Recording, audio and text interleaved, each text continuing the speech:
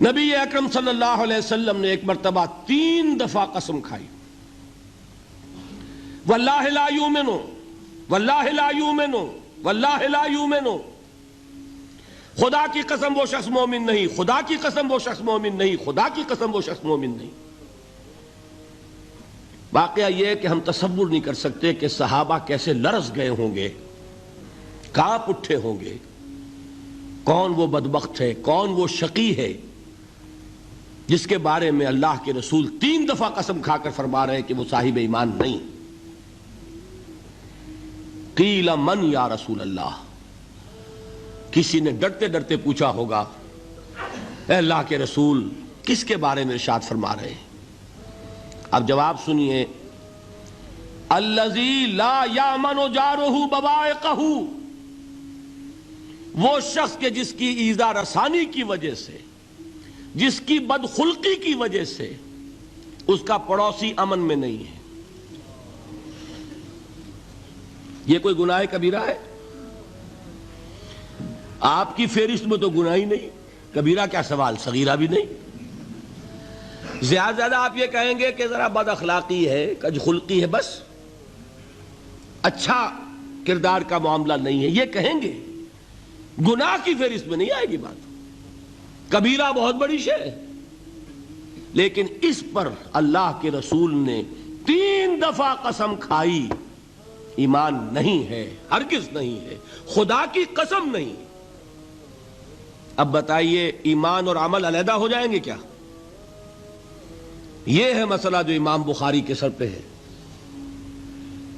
اور سنیے، فرمایا حضرت انس ابن مالک نے، یہ روایت جو میں نے آپ کو ابھی سنائی ہے یہ کوئی ایسی ویسی روایت نہیں ہے، متفق علیہ ہے، بخاری اور مسلم دونوں میں موجود، اس سے اونچا درجہ روایت کا ہے ہی نہیں۔ راوی کون؟ ابو ہریرہ رضی اللہ تعالی، ان کی والدہ لے کر حاضر ہو گئیں، یہ بچہ حضور آپ کی خدمت میں رہے گا، آپ کی خدمت کرے گا، آپ کے پاس رہے گا، ٹھیک ہے۔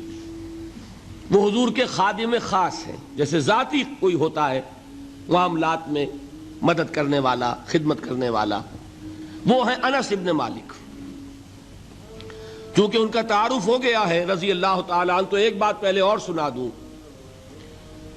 جو بچہ اپنے اس بچپن سے لے کر 9 برس کی عمر تھی جب آئے حضور کے پاس، انتقال کے وقت عمر کتنی ہوگی؟ 19 برس، 10 برس حضور کی خدمت میں رہے۔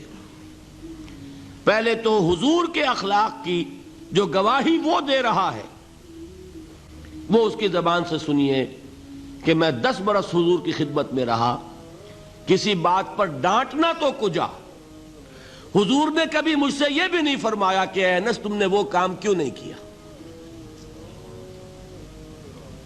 یہ ہے ایک آقا کی حیثیت سے محمد الرسول اللہ صلی اللہ علیہ وسلم کا اخلاق۔ اگر نہیں کیا خود کر لیا، کوئی ڈانٹ ڈپٹ نہیں۔ حالانکہ بچے ہیں، بچوں کو ویسے بھی ڈانٹ ڈپٹ دیا جاتا ہے، لیکن نہیں۔ اب ان صحابی کی ایک گواہی سنیے، قلما خطبنا رسول اللہ صلی اللہ علیہ وسلم الا قال، فرماتے ہیں کہ شاذ ہی کبھی ایسا ہوا ہوگا کہ حضور نے کبھی خطبہ ارشاد فرمایا ہو اور اس میں یہ الفاظ نہ ہو۔ الفاظ سمجھ رہے؟ جب بھی خطبہ دیتے تھے آپ یہ الفاظ ضرور فرماتے تھے، شاذ کبھی رہ جائے تو رہ جائے، قلما خطبنا رسول اللہ صلی اللہ علیہ وسلم الا قال، کیا فرمایا؟ لا ایمان لمن لا امانت لہ ولا دین لمن لا عہد لہ، جس شخص میں امانت داری نہیں اس کا کوئی ایمان نہیں، جس میں ایفائے عہد نہیں اس کا کوئی دین نہیں۔ بنا پھرتا ہو وہ دیندار، بنا پھرتا ہو وہ صاحب ایمان اور امتی حضور کا، امانت داری نہیں تو ایمان نہیں، ایفائے عہد نہیں تو دین نہیں۔ کس کا فرمان ہے؟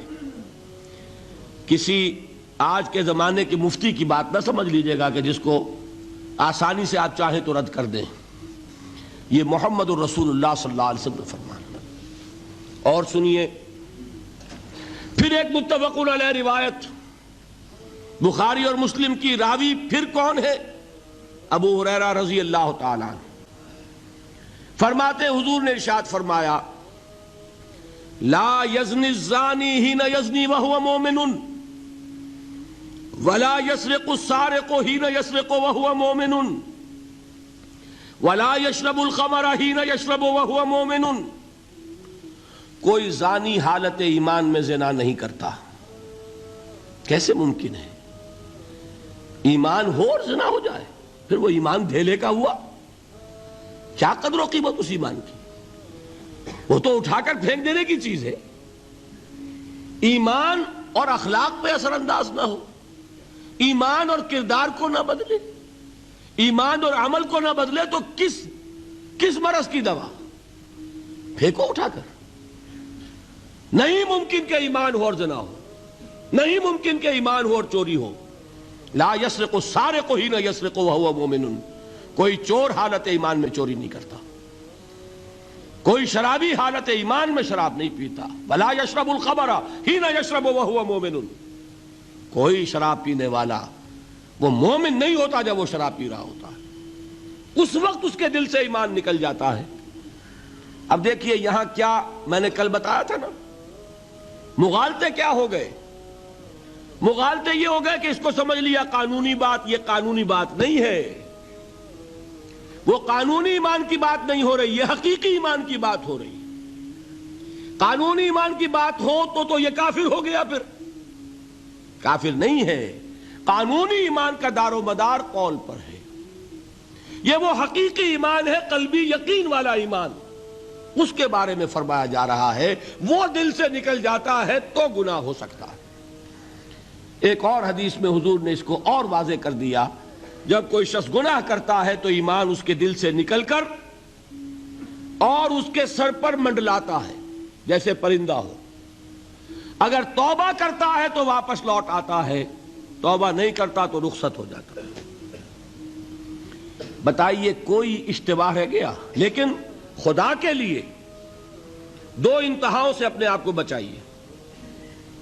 ایک انتہا یہ کہ اس حدیث کی بنا پر آپ کافر قرار دے دیں. یہ غلطی کس سے ہوئی؟ کل بتایا تھا بھائی، کس سے؟ خوارج سے. خوارج سے یہی غلطی ہوئی. وہ فارسی کا ایک مصرع ہے کہ مردی و نامردی قدم فاصلہ دارد.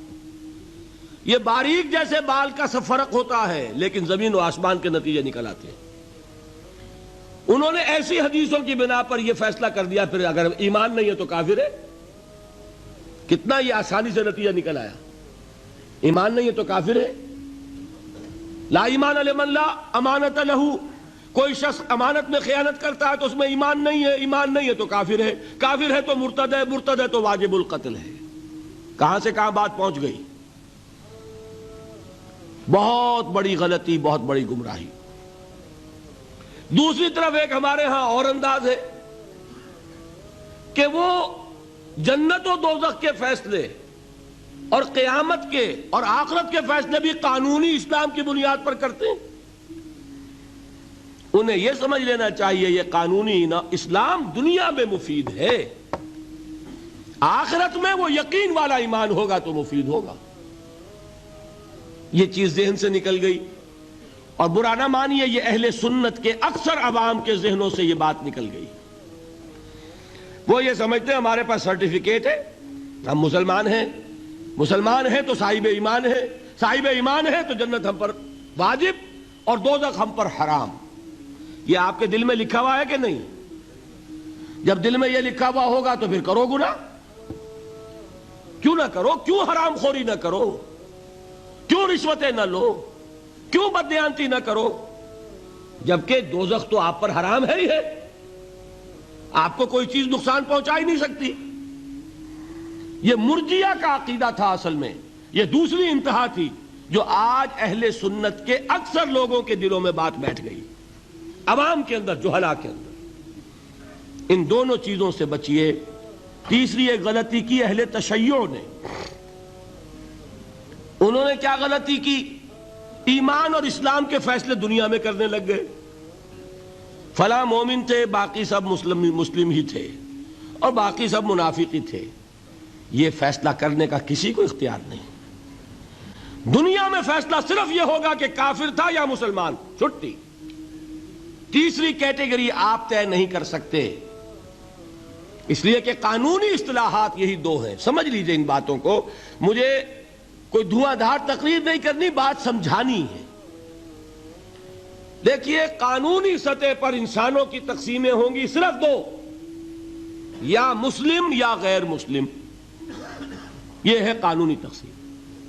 اب جو مسلم ہے وہ مومن بھی ہو سکتا ہے، وہ منافق بھی ہو سکتا ہے، بات سمجھ رہے؟ لیکن منافق کوئی قانونی اینٹی نہیں ہے۔ دنیا میں ہم کسی کو منافق نہیں کہہ سکتے، ہاں حضور کہہ سکتے تھے، حضور کو اللہ نے علم دیا تھا، لیکن حضور نے بھی ایسی پہرے داری کی ہے کہ کسی ایک شخص کے بارے میں بھی نہیں فرمایا کہ یہ منافق ہے۔ یہاں تک کہ جس کے بارے میں علم نشرہ ہو چکا تھا، عبداللہ ابن ابی، اس کی بھی نماز جنازہ پڑھا دی کہ نہیں پڑھا دی؟ نماز جنازہ کافر کی پڑھی جاتی ہے یا مسلمان کی؟ اس کا مطلب ہے عبداللہ ابن ابی کو بھی حضور نے آخری وقت تک مسلمان تسلیم کیا۔ منافق جو بھی ہے وہ اپنے اندر ہے، اللہ کے ہاں جا کر کھلے گا۔